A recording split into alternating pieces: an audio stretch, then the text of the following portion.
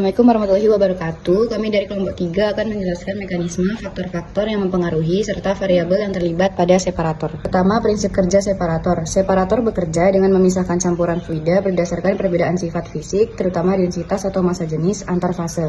Dasarnya adalah perbedaan densitas yang menimbulkan perbedaan gaya gravitasi, sehingga fase dengan densitas lebih besar cenderung turun, sedangkan yang lebih ringan naik. Kemudian mekanisme kerja separator adalah memisahkan berbagai zat dalam suatu campuran berdasarkan perbedaan sifat fisik seperti densitas atau berat jenis. Pada umumnya, campuran fluida dimasukkan ke dalam bejana separator, lalu komponen yang lebih ringan, misalnya gas, akan naik, sedangkan komponen yang lebih berat, misalnya cairan, akan turun.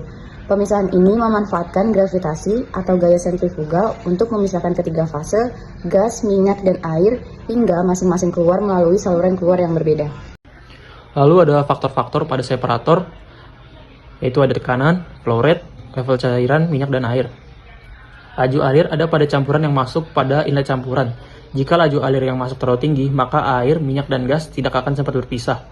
Lalu ada level cairan minyak dan air. Jika level air terlalu tinggi, maka air akan ikut bercampur dengan minyak, sehingga minyak yang keluar dari outlet oil menjadi tidak murni, karena bercampur dengan air. Dan jika level minyak terlalu tinggi, maka gas yang keluar melalui gas outlet akan menjadi kotor karena mengandung minyak. Lalu ada tekanan. Tekanan adalah tekanan yang ada di dalam separator. Jika tekanan terlalu tinggi, maka gas sulit terlepas dari cairan, sehingga air dan minyak yang keluar akan mengandung gas. Variabel-variabel yang terdapat pada separator yang pertama adalah variabel proses yang dikendalikan adalah level cairan minyak dan air di dalam bejana separator. Pengendalian level ini sangat krusial karena menentukan efektivitas pemisahan fase.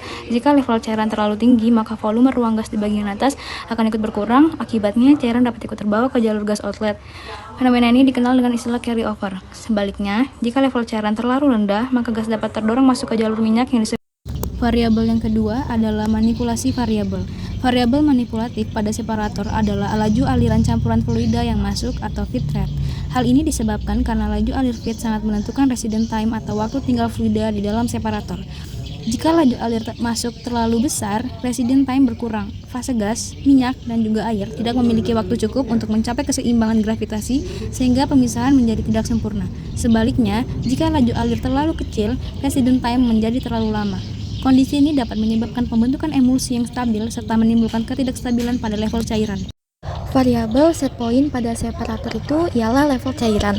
Level ini berfungsi sebagai batas aman. Jika level cairan terlalu rendah, maka gas bisa masuk ke jalur cairan sehingga terjadi carry over pada gas. Sebaliknya, jika level terlalu tinggi, maka cairan bisa meluap, menyebabkan flooding atau carry under, yaitu air ikut terbawa ke jalur minyak.